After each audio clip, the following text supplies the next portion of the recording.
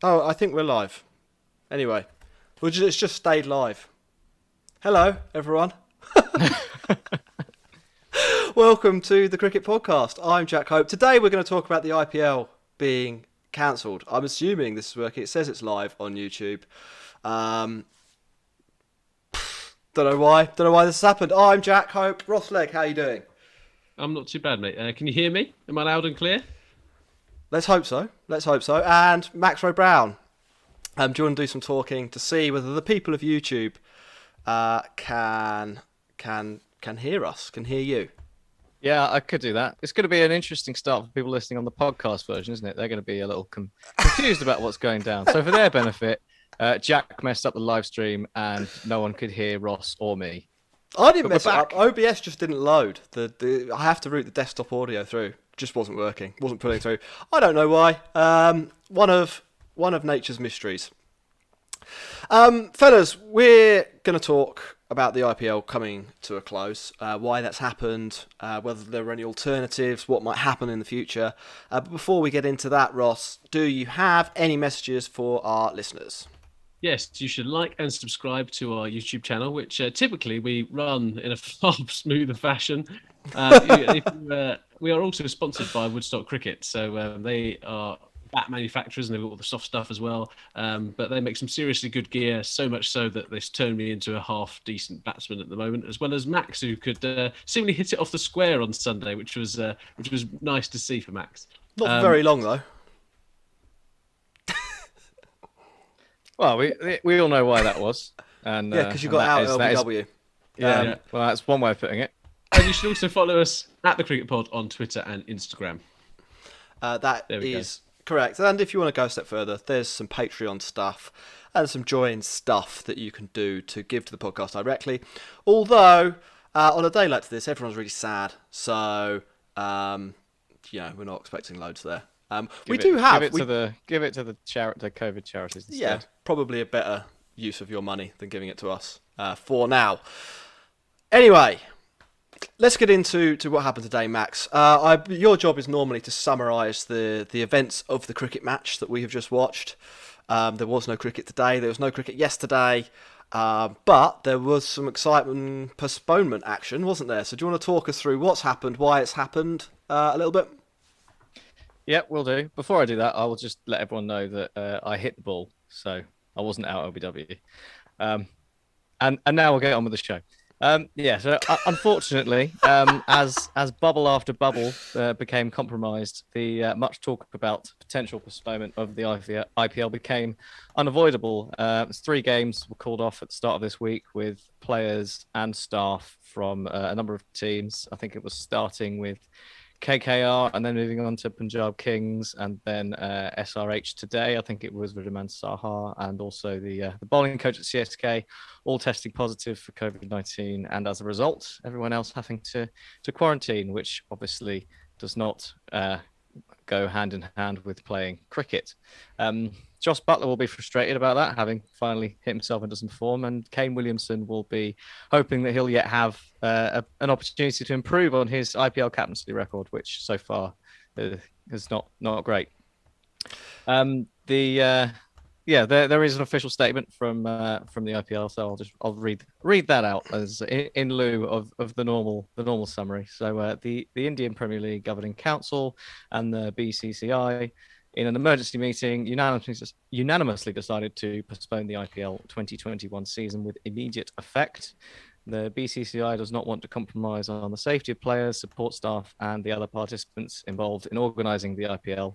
This decision was taken keeping the safety, health, and well-being of all stakeholders in mind. These are difficult times, especially in India, and while we have tried to bring in some positivity and cheer, however, it is imperative that the tournament is now suspended and everyone goes back to their families and loved ones in these trying times.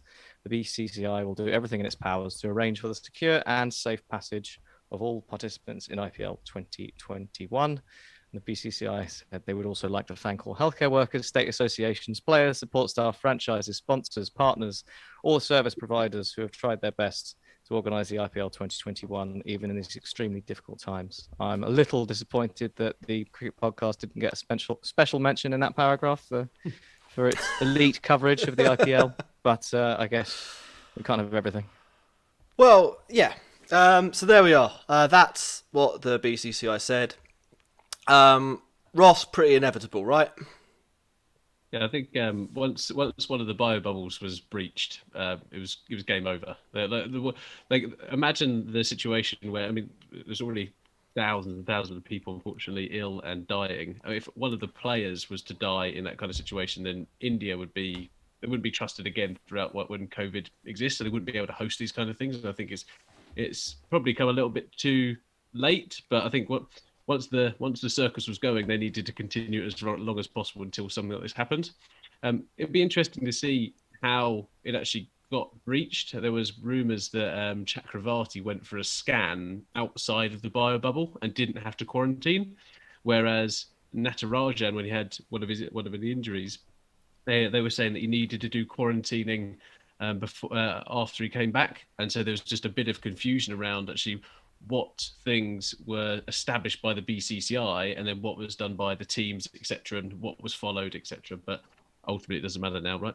3 teams, probably 4 teams who had breaches. So Yeah, I mean, and that's fundamentally what the problem was.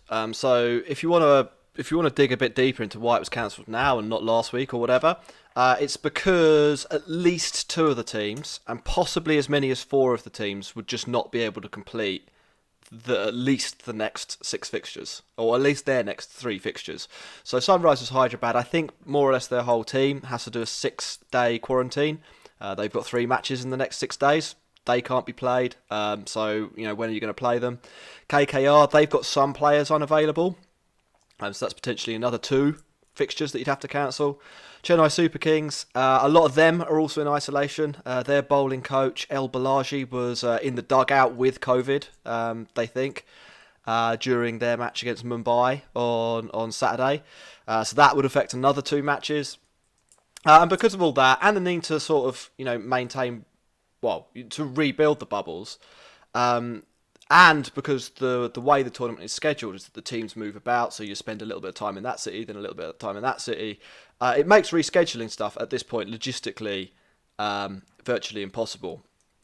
I know that early in the piece, or yesterday, they were thinking about moving the rest of the tournament to one venue. The thinking being that you could, in theory, re-establish a bubble in, say, Mumbai. That's, I think, where what was mooted.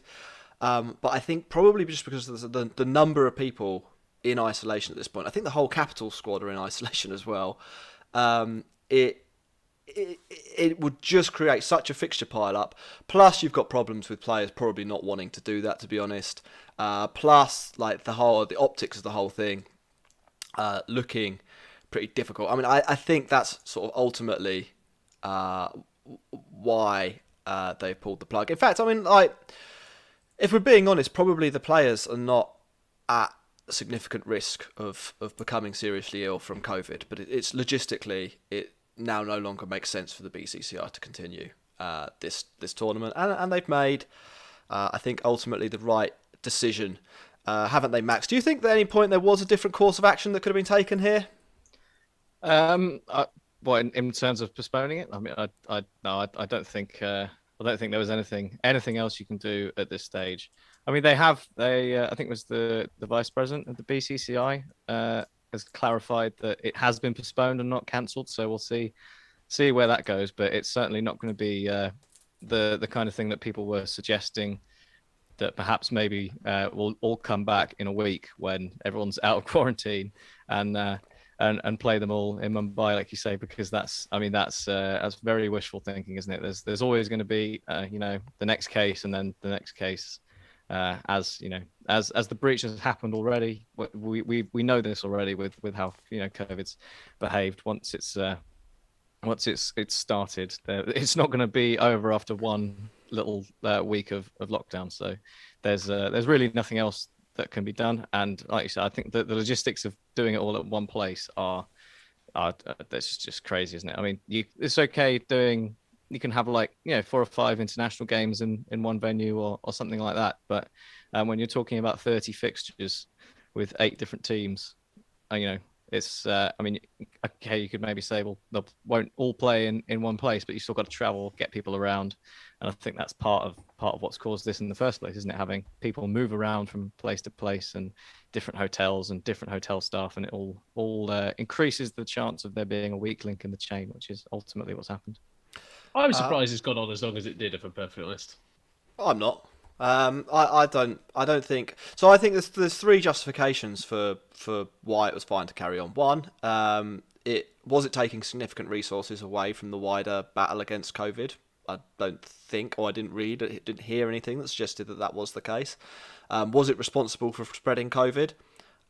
No, I don't think that was ever the situation. And were the players safe? And I think the answer to that was yes. The problem is now, at least two of those things have been compromised, and quite possibly to set up a new bubble in, say, the middle of Mumbai might take resources away from the wider COVID battle. So I don't think there was any problem really with the IPL being played. And I'm also not one of those people who thinks it should have been cancelled because things are bad in India. I mean, I firmly believe that the human brain is capable of handling different emotions at the same time. And, actually being able to punctuate your life with moments of joy or interest or heartbreak caused by things that are not life and death is one of the highlights of sport. That's why we sort of do it, because ultimately, who gives a shit whether Mumbai won or Chennai Super Kings won at the weekend? It's because it was so trivial in a sense that you were able to get so invested in it from an emotional point of view, and you were able to enjoy that innings from Pollard. Because if it mattered more than it did, then it would cause actual suffering when Chennai Super Kings lost that match, instead of all of the same kind of emotional highs and lows, but without any actual real world consequences. And I think you can absolutely have that happening at the same time as bad things do happen in the world. And this is the same for sport, all the time. Like, good and bad things happen to people all the time, regardless of what's happening in the sporting world. Granted, not maybe on the scale of a global pandemic, and you probably don't get crises as significant as you got in India, just as a par for the course thing. But individual tragedy is a thing that happens, and actually, I think people do use sport as a lift in those situations. So to use an anecdote from my dad, the day his dad died in 2010, West Ham were playing Hull. And he was absolutely desperate that West Ham sort of did him a favour and won that match just to give him a little bit of a pickup. Obviously, it's West Ham, so they lost.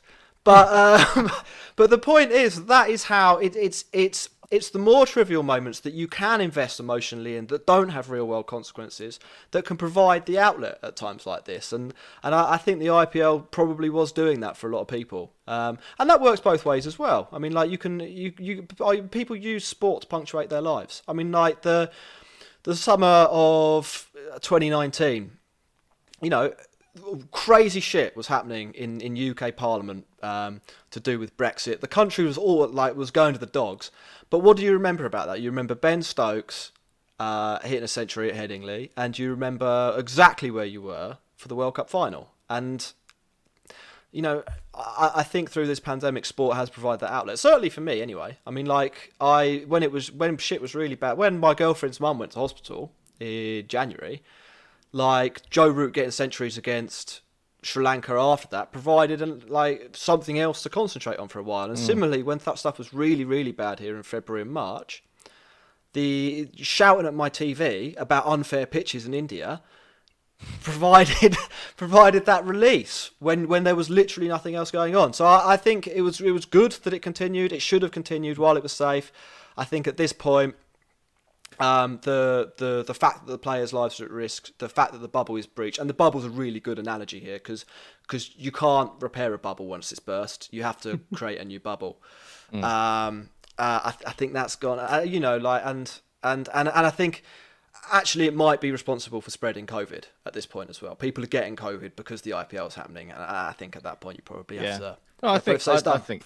I think you're right. I think it's just I mean, if you want to look at it in a really a really clinical fashion, it's just it's a cost benefit thing, isn't it? And you have to think about, what are the benefits of the IPL being on while they were on, and you discussed those with talking about having something to focus on. I mean, the mental health of people while the whole pandemic is going on has been obviously an important subject as well, with people being locked down, and sport provides at least some relief for some people. So there's obviously that benefit there. And then you talk about the costs, and this is the point at which they probably now become untenable because of what you say about people getting ill, spreading it. But prior to that, what reason would you have to say that the IPL being on is bad, apart from, oh, this is something that's happening while all this bad stuff's going on, and out of respect you shouldn't do it? I mean, it's that's just a kind of a weird concept that doesn't actually, when you think about it logically, make that much sense. Yeah, I agree with you, Max. I think there are some opportunists as well. There are people who just genuinely hate the IPL. So anything the IPL anything the IPL would have done. Yeah, anything the IPL would have done, they would have been criticising it, going, "Oh, the county championship's better. The Big Bash in Australia is the best league in the world. I hate the IPL." But they can't channel their emotion, and they can't synthesise their feeling around that without channeling it towards something to hate like the IPL. So I think it was a lose-lose situation for them anyway, and it's great to be able to sit and we've done 20 podcasts on the IPL, 25 podcasts on the IPL recently, and it's been great fun. And all the people who are in the chat watching this now, listen to it on the podcast. It's been brilliant for all of us to do it, and it's been I think the tournament up to now has been really good, unless you're a Sunrisers Hyderabad fan. Yeah, exactly. What do we want to talk about now? Because I suppose, I think we've gone over why it was cancelled. I think we all agree it was the right time and it was the right decision. Max, you've read the official statement, so from a journalistic point of view, our integrity has never been higher. We perhaps haven't provided a balanced view. We all have the same opinion, but we're not the BBC, so we don't have to get some crazy person on to tell you that climate change isn't real. What is the alternate view, that it should continue? To plough on.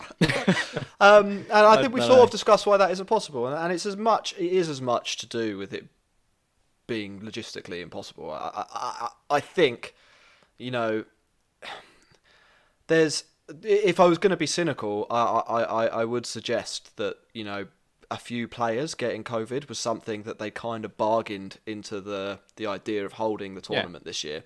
Well, I mean, it's we just spoke the about scale and magnitude has got out of hand here. Yeah, we spoke about the Premier League. We discussed whether we thought the IPL should carry on the other week, and we made similar arguments. But we also compared it to the English Premier League and how that went on when England was at its low point and the UK was at its low point over the winter. And there were a few cases of COVID in that time. A couple of players had to sit out with positive tests, but they were much more isolated, weren't they? And it wasn't of the scale of, oh, this person got it and was also around the entire squad while he had it.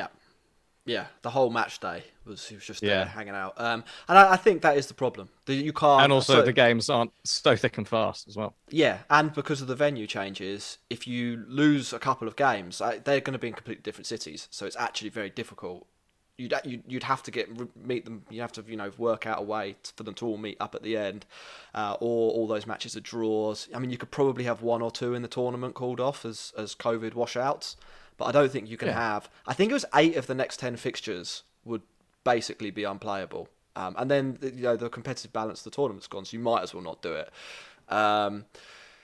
What will happen next, Ross, do you think? So the IPL 2021, it's not officially off. I think it's postponed indefinitely, was the phrase. Where are we going?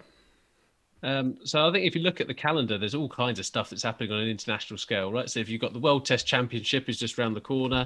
You've then got England playing India in England, which should be an unbelievable Test series, especially now that this has been postponed because everyone's cricket fever is going to go into the summer.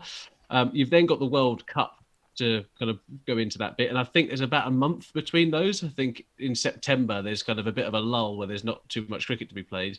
And then England go and play in the Ashes, which is very unlikely to be kind of called off. So there's not much time to fit in the rest of the IPL games. And I think if they're going to do it, well, one, it can't happen in India. I don't think that the World Cup can happen in India based upon this, unless they have an unbelievable vaccination program that kind of happens across the summer. So there's huge questions for the BCCI. I think, if I'm perfectly honest, I'll be surprised if this IPL gets finished. So let's deal with the World Cup thing first, because I did take down a quote from a senior BCCI source. I didn't get it myself. I think I ripped it off Crick Viz. What's the one? ESPN Crick Info. Yeah. So they said the suspension of the IPL within 4 weeks is an indicator that it's not really safe to host a global event of that magnitude at a time when the country is fighting its worst healthcare crisis in the last 70 years. There is a chance of a third wave hitting the Indian shores in November, so while BCCI will remain the host, the tournament will probably shift to the UAE. I think that more or less as good as confirms that the World Cup, at least, will not be happening in India. We saw the IPL worked in the UAE last year, I think probably because it's slightly less dense, probably because there's way more, spare hotel, probably, and because I think there's actually there's more hotel rooms than people. There's more hotel rooms than Emiratis. That's genuinely. Yeah. So you've got that, and then also the venues are probably slightly more controllable. They'll probably use the same three as last year's IPL because they're literally in the middle of nowhere. Well, yeah, that and it won't require at any point 8 teams shifting around the nation. They can just have a base, and it might be a couple of long coach journeys, but nothing extraordinary. So I think the other thing is that they've got a blueprint as well. The BCCI, they're hosting it. They hosted the IPL in the UAE. It worked really well. Is it the same number of teams, or at least a similar number of teams? So it's you've got a blueprint for how to do it. So I think that makes a lot of sense. And I, for one, cannot wait to see the entire West Indies batting lineup at Sharjah. That would be pretty fun. That actually would be pretty fun. It would be a massive shame, I think, that it won't be in India, which is, whether you like it or not, the centre of gravity of the sport. And I think any time you get an ICC, it just adds a little bit more to it.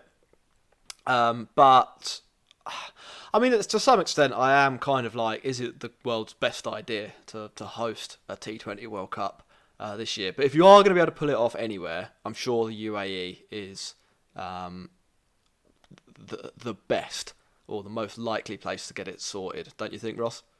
Well, the Pakistan Super League of all the franchises have written to whoever organises it. I'm guessing it's the Pakistani Cricket PCB, Association. Yeah. And said, look, we can't host this in Pakistan. It just won't work out in Pakistan. And population and Max, as you say, though, in the UAE, there is just a blue. Why, if you have the ability to do it in a much more safer environment, more controlled manner, and even in the chat, we've got people saying that actually, yeah, they are more strict with some of the rules. They know how the bio bubbles are going to work, etc. It's a no-brainer, really. Okay, so that'll probably happen. On the topic of when the IPL is finished, I think that it will happen this year, Max. Am I wrong? No, I had a look at the calendar as well, and I think what will happen is it could end up happening in July, and England just can't send any players. I suppose I suppose there is a seasonal issue, of course, with monsoons. So that I don't know when the monsoon season ends in India, but I think basically looking at the calendar, there is one common theme to all of the international events before the World Cup, and they are England. And you may just have to either say, well, look, you can play the IPL, but you won't be playing for England, or there are quite a few other countries with a lot of players invested in the tournament. And the key thing, obviously, is not to have Indian international fixtures going on at the same time. This is why I didn't think it would happen in July, to be honest, because India, they have the World Test Championship, I think, the middle of June. So they would have to, as things... I think it's the 18th. Yeah, to do that, they would have to fly out, do the quarantine and everything, play New Zealand, fly back to India, or to the UAE, I think, if we're being honest. That's going to be where this IPL's finishing, in my opinion. Do whatever they needed to do to get in there, then fly back out to England for the series, the bilateral series. Like when does that kick off? In late July, or early August? And I don't really see that the Indian players will be massively thrilled by that prospect. Obviously, from a financial perspective, it will be worth their while. And from a contractual point of view, they sort of have signed up to this thing. But I think that's almost impossible. I think September is more probable, September, October. So I don't think the whole international calendar has been fully mapped out. But at the moment, England v Pakistan is the only, or are the only fixtures in the diary. So England are going on a goodwill tour, effectively, to Pakistan to play a couple of T20s. You think they'll just send a B team? Well, I think that, or England players, as you say, Max, might not feature in the back half of the IPL. But that, I mean, I when I was looking, I think September is the obvious solution to this, and I honestly, I can't see them not playing it. I think if for people who, think that the international game's going to take precedence over finishing an IPL, sorry, mate, you've just not been paying attention to cricket for the last 12 years. Have you seen in the live chat, Udit Chandani has messaged us about 50 million times saying just after the World Cup in Dubai is the best bet. So everyone's in the bubbles, load of the players are already there. So I think the main thing for the IPL is that the Indian players can play, and September, October is the window that's obvious for Indian players to play. And also makes it a very good warm-up, doesn't it, for the World Cup? Yes. We've got another question, and this is maybe about something more recently from Vasanth, who says, will the World Test Championship happen? Should Indian players go to England and finish off the quarantine fast? How will it pan out? World Test Championship, Ross, I'm pretty sure that will happen.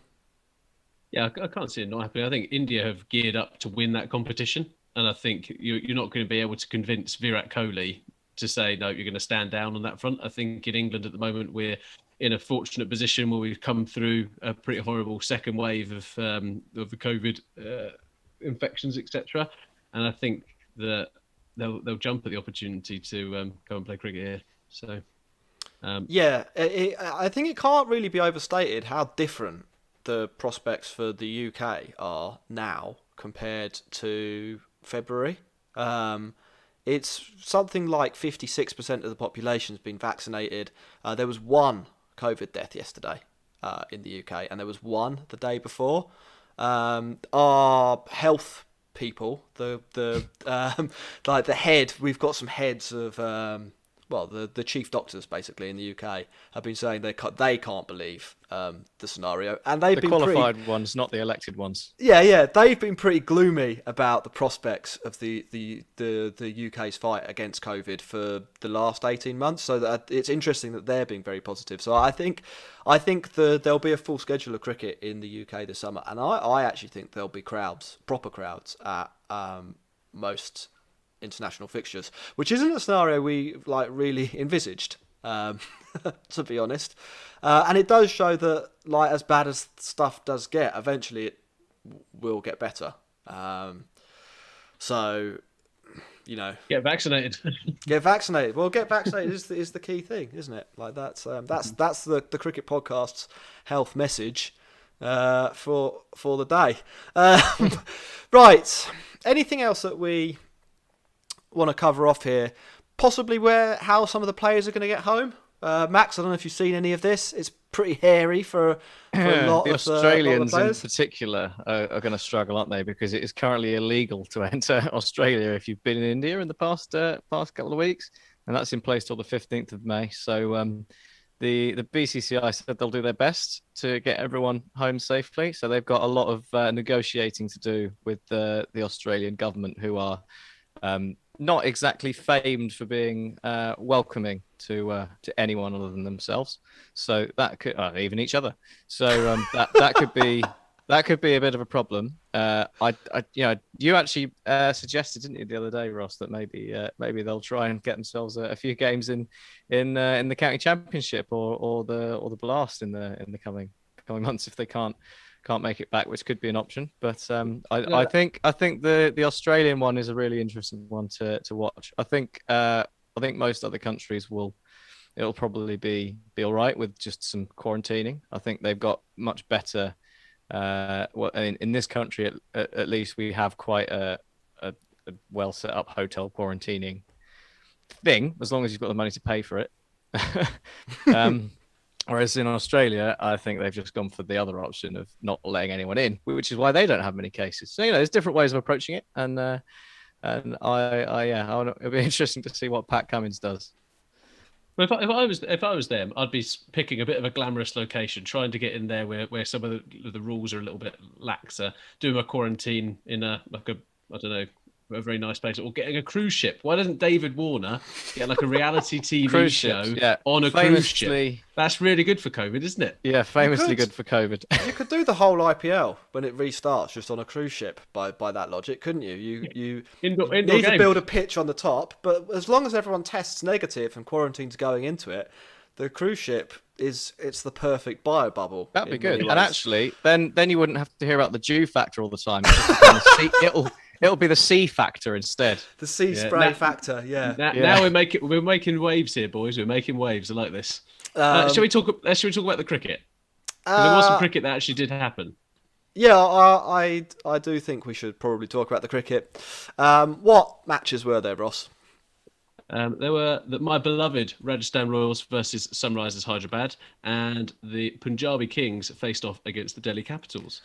Well, we normally do it in reverse order, don't we? So we might as well stick with that. I mean, obviously, it's a little bit ridiculous to talk about the cricket that may next be relevant in, what do we predict? 5 months time. 5 months, yeah. 5 months. so if you're referring back to this in the future, this is what we thought about Punjab Kings v Delhi Capitals. So Punjab, they batted first, and nobody except Mayank Agarwal did anything. But he did fucking everything. He got 99 off 58 balls, which was a really, really quite extraordinary innings. The rest of the team managed a total of 67 off 62, which was really, really bad. In response, Delhi chased it easily. Darwan was the star. He scored 70 odd. Hetmeyer did some damage at the end. It kind of went the way we expected. Delhi are pretty good. I think they'll be maybe the big loser from this postponement, won't they, Max? Because they were on a roll. Yeah, they were going like a train, and actually looking really impressive as well. I think. It wasn't like the wins they were getting they weren't sneaking the wins. They were in all departments. They were looking really solid. You had Prithvi Shaw just playing out of his mind, and Shimron Hetmeyer turning up as well, which was a really good boon for them down the order, where we said last year they struggled a bit with their power hitting. So he's turned that around for them in the last couple of games, and everything apart from Steve Smith batting at 3 for them looked up. So yeah, they'll be disappointed, I think, but probably in the first half of the IPL, in the first half of the year, probably done themselves enough to make it through to the playoffs, whatever happens when they return. Exactly. Ross, Mayank Agarwal, 99 or 58 balls. You'd be a bit disappointed if your team only scored 67 off the other half of the innings, wouldn't you? It's just frustrating. It must be really frustrating for Agarwal, because he's always in KL Rahul's shadow, or he's in Gale's shadow, and he's a quality cricketer. Like, he's absolutely brilliant, and I think that some of the team members of Punjab Kings have kind of let their fellow cricketers down a little bit. But I mean, also some of the selection for them is still a bit strange to me. Like in that scenario, we were talking before, and when Dan Weston's been on the show, talks around how they're misusing Chris Gale. How can you misuse Chris Gale when he's been around forever in T20 cricket? Like, you know what he's good at, you know what he's built his game around, and yet they still go like KL Rahul. We wish him all the best with his appendicitis. But there is a bit where just their leadership of that structure is just baffling to me. Fully agree with that. The rumor is basically that their team owner just meddles endlessly in the selection, and that is going to probably lead to subpar results because he's just a bloke. Like, he's not doing it full time. He's hired experts. He's got Kumble on the bench, and what is the point in having Kumble on the bench if you're then going to come in and just like do whatever you fancy with the team selection? Be like, no, Chris Gale. Like, look, I know he's the greatest T20 opener ever, but like, why don't we try him in a completely different role, because we don't know. I mean, imagine how good he could have been if he'd been just like a number 3 his whole career. It's I don't know. I think it comes all the way down, and that selection point you make is really interesting because actually they've spent so much money on different players. If it is the owner meddling, like, he's not done a very good job, has he, of meddling? He's just like, spray a load of money at Riley Meredith, put a load of money on Jai Richardson, then bench him. Good ideas, guys. Pretty dumb overall. Do we want to talk about Dawid Malan? He made his IPL debut, Max. He did, didn't he? And he did the first half of Dawid Malan. Unfortunately, the second half didn't happen. So the oft spun tale of, oh well, okay, you scored 70 off 40, but what happens if you go out after 20 and you're on 20? Well, no, we saw that one, didn't we? And it's a shame, but also he's been sat around cold, not doing anything for a while, and he wasn't the only one who failed to do anything in that game. So a little shame for him that's going to be his only game for ages. Whoa! He did do something. He pretty much replicated KL Rahul. 26 ball 26. Like for like replacement. We should say at 4 instead. We should wish KL Rahul a good recovery. I mean, I know we take the mick out of him a little bit on this show, but he went down with acute appendicitis, didn't he, Ross? I believe you've got some personal experience of that battle. Yeah, it's not a very nice one. I'll tell you that for free. Like, it is really not a nice thing to go through. Some people react differently to the anaesthetic that you go on. I did not react well, so let's hope that he's a little bit better. I think Delhi. Max, let's talk about Delhi, because Delhi. I mean, we said that Shikhar Dhawan was going to be the orange cap holder. Lo and behold, here he is, top of the pops. I definitely said Dhawan would be orange cap holder. I definitely said that. I definitely didn't say it would be Kohli. Oops. Never mind. Yeah, well, brilliant. He's great, isn't he? Isn't he great? What is there to say other than how great he is, and his little shot that he's started playing of walking across the stumps and spooning it over his shoulder makes Steve Smith look like an idiot, and that's what we live for. Yeah, but I mean, Prithvi Shaw's also been absolutely brilliant. Pant's kind of captaincy has been a bit hit and miss here and there, but ultimately they are top of the league standings. So he couldn't have had a better opening. They will be for a while yet. Could be the longest stint at the top of the IPL in history. Should we do the second game? Yeah, so my beloved Royals played Sunrisers Hyderabad, and with all the captaincy drama for Sunrisers and the bluster of the winds of change, the end result was upsettingly the same for the boys in orange. Kane Williamson's newfound charge was met by a bigger one by Jos Buttler, who saw off the early threat of Rashid Khan to turn a watch winnings into an absolutely blistering one. Finishing with, I think it was 8 sixes and 11 fours at a strike rate of 190 odd. The rest of the game, ultimately after that point, once Rajasthan Royals had posted 220 with kind of input from Samson, etc., they were always chasing the game. And unfortunately, as we've said time and time again, Sunrise are not set up to chase that down, especially if they drop David Warner for Mohamed Nabi. And to be fair to Mohamed Nabi, if he would have continued in his vein of striking at 340, they would have got there, but he didn't. So ultimately, Sunrisers Hyderabad suffered another humiliating defeat after what has been a PR disaster for them this week. So, up the Royals, and I think they can look back and say, do you know what? We've actually not done too badly to record 3 wins from their 7 games, especially considering the injury woes that we've had.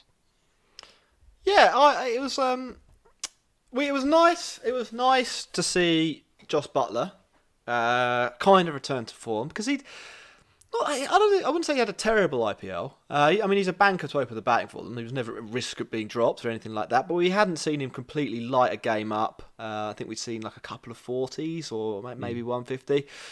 So it's always good when you get a proper reminder of Jos Buttler's talent. I think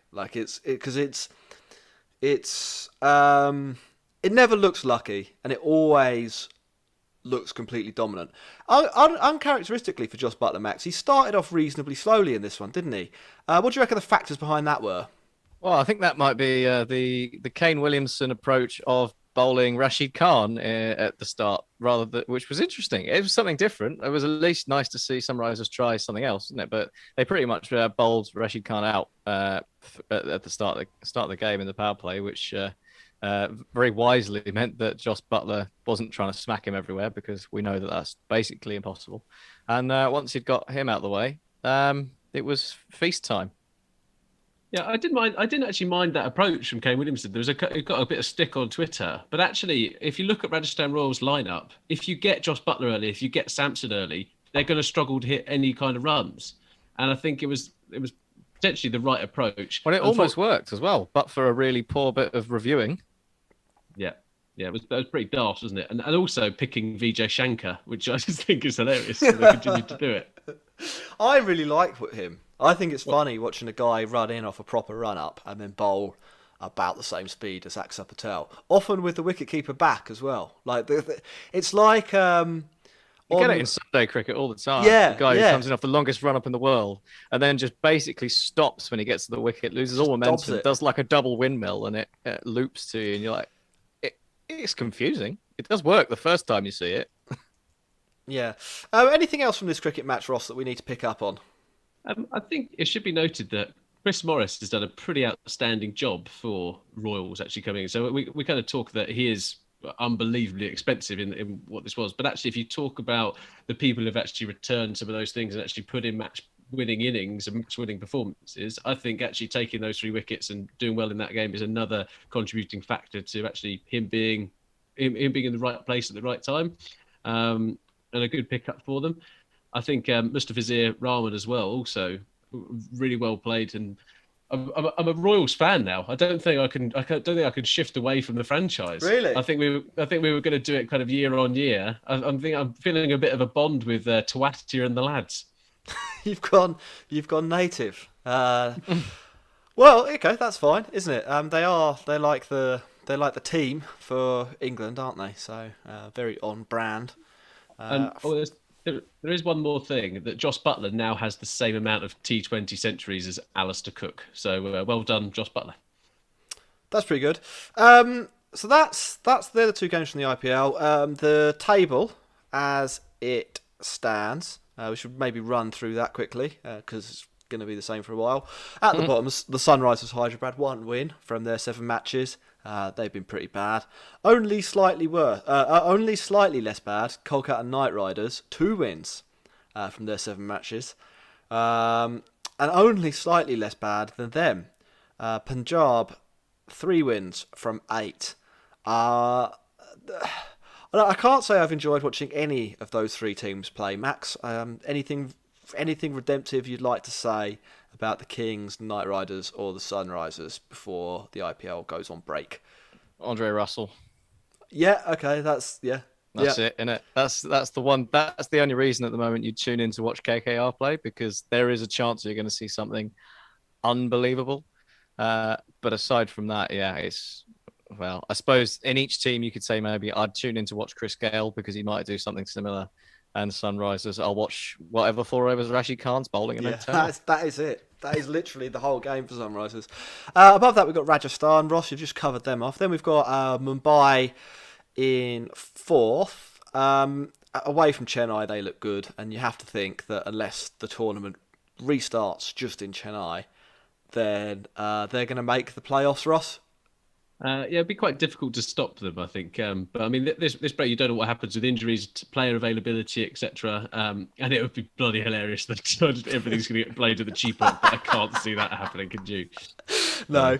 Then above that, both with 5 wins from their 7 matches, Royal Challengers Bangalore and Chennai Super Kings. I think this break's come at a decent time for both of those, because I think there's the potential for either of those 2 teams to slide a little bit, Max. I don't know. My concern with CSK is that another 6 months of aging in that side, and it could all go horribly wrong, couldn't it?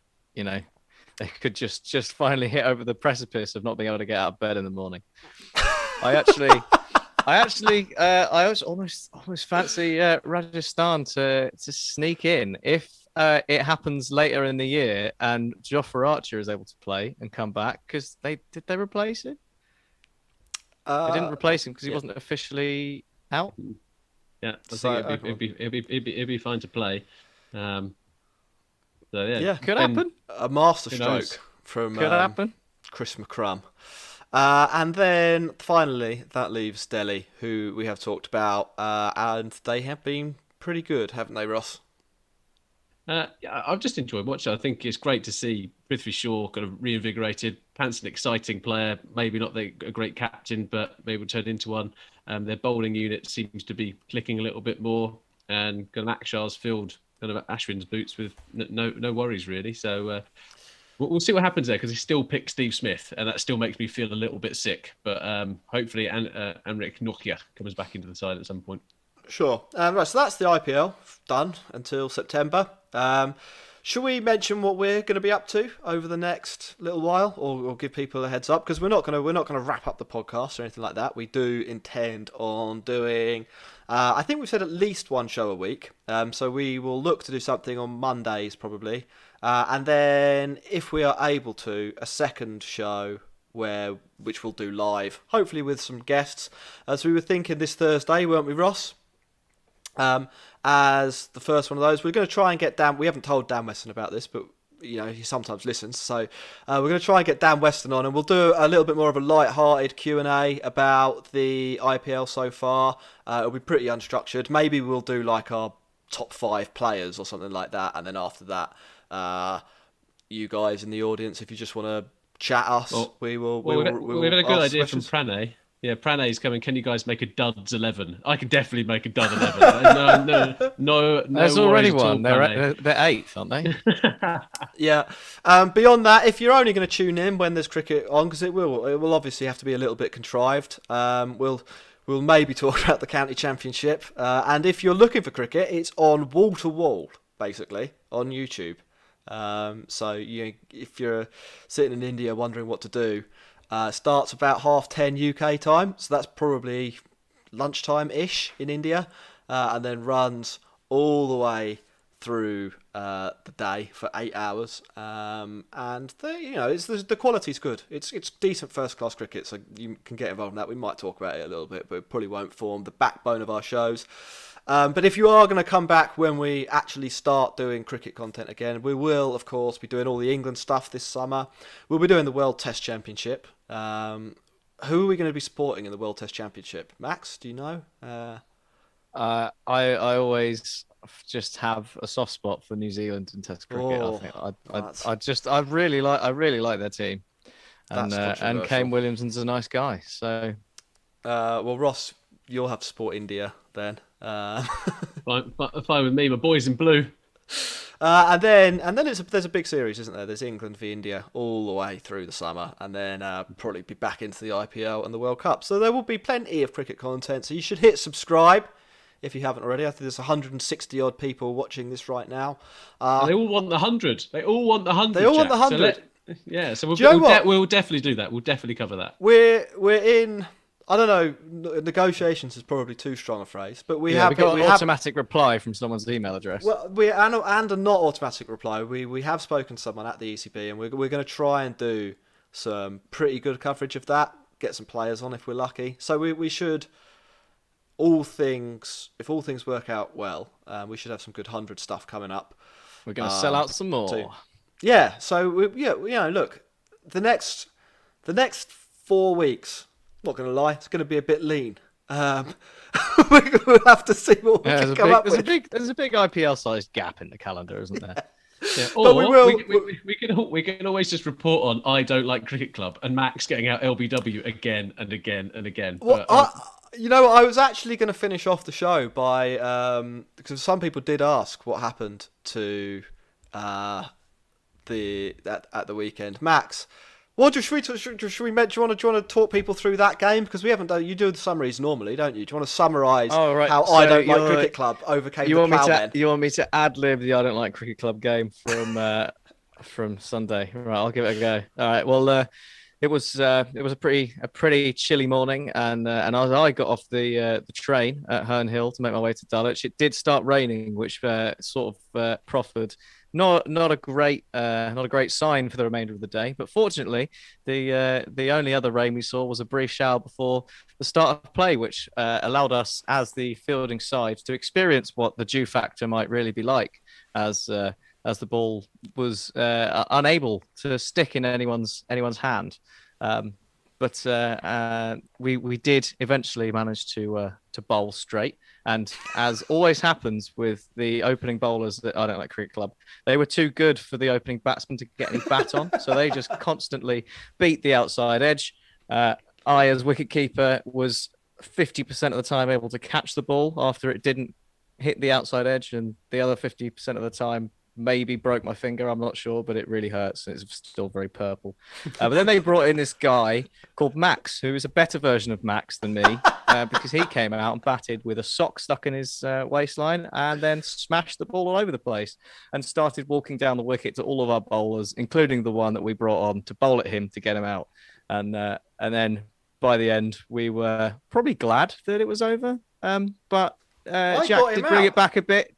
Jack brought it back a bit by getting him with the wrong un. He got him LBW with the wrong un, and he was perplexed by the fact that he'd been done by the wrong un. It was a good ball. It was good. So I think what did they get in the end? 252 off 35 overs, which looked like a bit of a strong chase, but as we all said at tea, there was a key partnership that needed to go well for I don't like cricket club to chase those runs down, and that was between our very own Ross Legg and another man called Liam, who we've dubbed Good Liam, much to the chagrin of the other Liam, who we call Bad Liam, because Good Liam used to play grade cricket in Australia and has played with people like Jason Gillespie. So as you can imagine, he's really, really, really good, and we all enjoy watching him bat.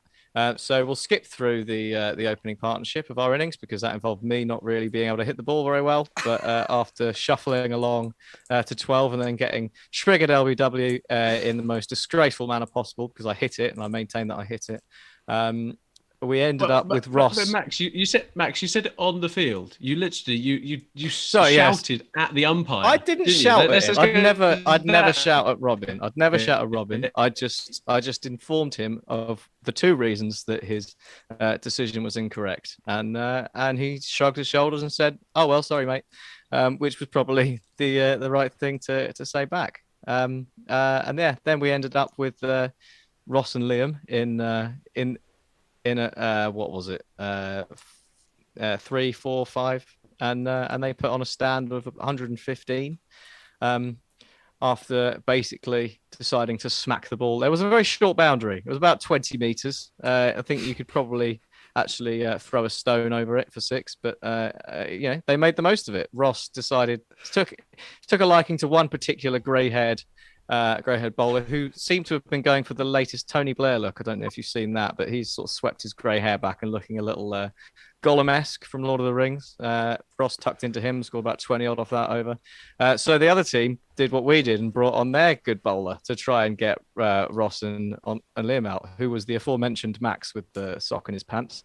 But that didn't work so well, did it? Because Ross just decided to hit him over Cal Corner for 6 as well, and basically smashed them out of the game. Unfortunately, I then had to give him out LBW on 91 just after Ross had asked what score he was on. I told him he didn't want to know, but he was adamant that he would find out how close he was to 100, as we only needed 15 to win. And the very next ball, he was pinned so plumb in front, I couldn't, despite trying very hard. It kept a bit low, and I tried my best to find a reason that it wasn't out, but I spent a little while thinking about one and did not find one. So out he went, which allowed our very own Jack Hope to come in and finish the game off with a 6 over the aforementioned short boundary, which, as you can see, is necessary with the lack of guns on display there. So it was a very, very good win. Probably slightly unexpected. We don't normally chase down that many runs, and it was a brilliant performance from Ross, I have to say. And then there were many beers after, which was nice as well, because it turned out the opposition were actually really good. And their really good player, who our bowler thought was a total prick because he kept coming down the wicket, we kept telling him, look, mate, he's actually really nice. I'm sorry to tell you, he's actually a really all right guy and was really nice. He was like, no, I refuse to believe it. Then we introduced them, and he was very complimentary about the guy's bowling, and he was like, oh God, he is nice, I hate it. Well, there we are. Well, what a summary. What a summary. Yeah. Oh, well, that was about 15 minutes, wasn't it? You know what's amazing about that? That only 10 people stopped watching during that summary. So probably hardcore our greatest fans. achievement Love to it. date.